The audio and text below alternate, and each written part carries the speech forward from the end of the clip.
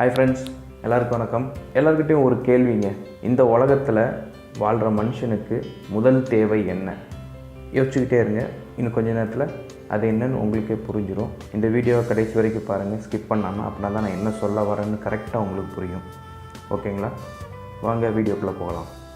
Friends, இப்போ ரீசெண்டாக நான் யூடியூப்பில் யங் யூடியூபர் சூர்யா ஒரு கதை சொல்லியிருக்கிறாரு. அந்த கதையை தான் நான் திருப்பி உங்களுக்கு சொல்ல போகிறேன். ஸோ அந்த கதை முடிவில் ஒரு மனிதனின் முதல் தேவை என்ன அப்படிங்கிறது உங்களுக்கு கண்டிப்பாக புரிஞ்சிரும்னு நினைக்கிறேன். ஓகேங்களா? இப்போ கதைக்குள்ளே போகிறேன் நான். ஃப்ரெண்ட்ஸ், அந்த கதையை சூர்யா வேறு ஒரு விஷயத்தை மக்களுக்கு எடுத்துகிட்டு போகணும் அப்படிங்கிறதுக்காக வேண்டி சொன்னார். பட் அந்த கதையை இன்றைக்கி நான் உங்களுக்கு சொல்ல போகிற மெசேஜுக்காக வேண்டி நான் அந்த கதையை யூஸ் பண்ணியிருக்கேன். ஓகேங்களா? சரி, கதை என்ன சொல்லிடுறேன், சட்னி முடிச்சிடறேன். இது வித்தின் 1 minute தான் அந்த கதை. ஒரு ஊரில் ஒரு விவசாயிங்க, வயசான விவசாயி ஒருத்தர் வேலை பார்த்துட்ருக்காருங்க. நிலத்தில் வேலை பார்த்துட்ருக்காரு. திடீர்னாப்பில் அவருக்கு மாரடைப்பு வந்துடுது. அவர் கீழே விழுந்துடுறாருங்க. அவரை தூக்கிட்டு ஹாஸ்பிட்டல் போகிறாங்க. ஹாஸ்பிட்டலில் அவருக்கு ஒரு நாள் ஃபுல்லாக ட்ரீட்மெண்ட் நடக்குது. அவர் நெக்ஸ்ட் டே பொழைச்சிடுறாரு. பொழைச்சி வெளியே எந்திரிச்சு வராரு. வரும்போது அவர்கிட்ட ஹாஸ்பிட்டலில் இருந்து பில்ஸ் கொடுக்குறாங்க. நார்மலாக ஹாஸ்பிட்டல் பில்ஸ் தான் நமக்கு தெரியுமே. நம்மளுக்கு ஹார்ட் அட்டாக்னு போனோம்னா அவங்க கொடுக்குற பில்லு, அதுக்கப்புறம் தான் நிஜமான ஹார்ட் அட்டாக்கே நம்மளுக்கு வரும். அந்த மாதிரியான பில்லு விடுங்க. பில் இருக்குல்ல, அந்த பில்லில் 30,000 rupees ப்ளஸ் 5,000 rupees கேட்ச் பண்ணிடுறாங்க. ஸோ இவருக்கு ஆச்சரியமாகிடுச்சு, எதுக்கு இந்த 5,000 rupees அப்படின்னு சொல்லிட்டு. 5,000 rupees பெரியவரே, உங்களுக்கு நாங்கள் ட்ரீட்மெண்ட் கொடுத்தோம் இல்லையா, அதுக்காக வேண்டி இது பண்ணியிருக்கிறோம். ஹாஸ்பிட்டலில் நீங்கள் ரூமு தங்கினது, இதுக்காக 5,000 rupees. அப்புறம் எதுக்கு 30,000 rupees சார்ஜ் பண்ணியிருக்கீங்க? 30,000 rupees எதுக்கு சார்ஜ் பண்ணிக்கிறோன்னா, லாஸ்ட் 24 hours உங்களுக்கு நாங்கள் ஆக்சிஜன் சிலிண்டர்லேருந்து ஆக்சிஜன் கொடுத்துருக்குறோம். ஸோ அதனால் உங்களுக்கு அந்த 30,000 rupees சார்ஜ் பண்ணியிருக்கிறோம் அப்படின்னு சொல்கிறாங்க. இதை பார்த்தோன்னே அந்த பெரியவர் ஓன்னு அழ ஆரம்பிச்சிடுறாரு. ஏன் பெரியவர் அழுகுறீங்க? உங்களுக்கு கொடுக்குறது காசு இல்லையா, இல்லை வேறு எதாவது பிரச்சனையா, இதில் ஏதாவது தப்பு இருக்கா, என்ன ஏது அப்படிங்கிற மாதிரியான விஷயத்த அந்த ஹாஸ்பிட்டல்லேருந்து கேட்குறாங்க.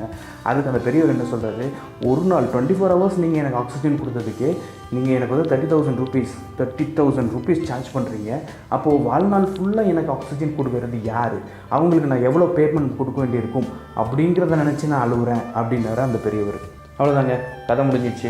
ஓகேங்களா? இப்போது நான் கேட்ட முதல் கேள்வியை நான் திருப்பியும் கேட்குறேங்க. ஒரு மனிதனின் முதல் தேவை என்ன? இப்போ உங்களுக்கு அது கண்டிப்பான, அட்லீஸ்ட் எல்லாருக்கும் கிடைக்கலனாலும் ஒரு சிலருக்காவது கிடச்சிருக்கும்னு நினைக்கிறேன். ஒரு சிலர் இல்லை, முக்கால்வாசி பேர் கிடச்சிருக்கணுங்க.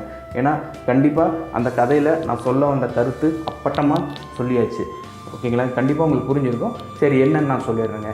இந்த உலகத்தில் மனிதனுக்கு முதல் தேவை ஆக்சிஜன். சுவாசிப்பதற்காக அவனுக்கு தேவை ஆக்சிஜன். இதுதாங்க முதல் தேவை. இதை விட்டுட்டு மிச்சவங்க பதில் சொல்லுவாங்க, இந்த உலகத்தில் எனக்கு முதல் தேவை பணம், இல்லை முதல் தேவை அன்பு, முதல் தேவை அது, முதல் தேவை இது அப்படிம்பாங்க. எல்லாருக்குமே முதல் தேவை ஆக்சிஜன் தாங்க. ஆக்சிஜன் இல்லைன்னா நீ அடுத்தது எதுவுமே பண்ண முடியாது. ஒன்றும் இல்லைங்க, இப்போ நான் பேசிகிட்டு இருக்கிறேன், இப்போ நான் மூச்சு விடாமல் பேசிகிட்டு இருக்கிறேன். இப்போ நான் மூச்சு விடாமல் நான் எவ்வளோ நேரம் பேச முடியும்? நான் மூச்சை விட்டால் தாங்க அடுத்த விஷயம் நான் உங்களுக்கு சொல்ல முடியும். கரெக்டுங்களா? அந்த மூச்சை இப்போ நான் விட்டுக்கிறேன். ஸோ நான் எவ்வளோ நேரம் தான் ஆக்சிஜன் உள்ளே எடுத்து வச்சுக்க முடியும்? விழுத்து தான் ஆகணும். ஸோ நான் விட்டு திருப்பி அந்த ஆக்சிஜன் எடுக்கணும் இல்லைங்களா? நான் ஆக்சிஜனை இன்ஹேல் பண்ணிவிட்டு I am leaving carbon di oxide. அதை தான் சயின்ஸ் சொல்கிறாங்க. ஓகேங்களா? ஆக்சிஜன் எடுத்துகிட்டு நம்ம கார்பன் டை ஆக்சைடு வெளியே விடுறோம். நம்ம இன்ஹேல் பண்ணுற அந்த ஆக்சிஜன் நம்மளுக்கு யார் கொடுக்குறா? பிக் கொஸ்டின் இல்லையா?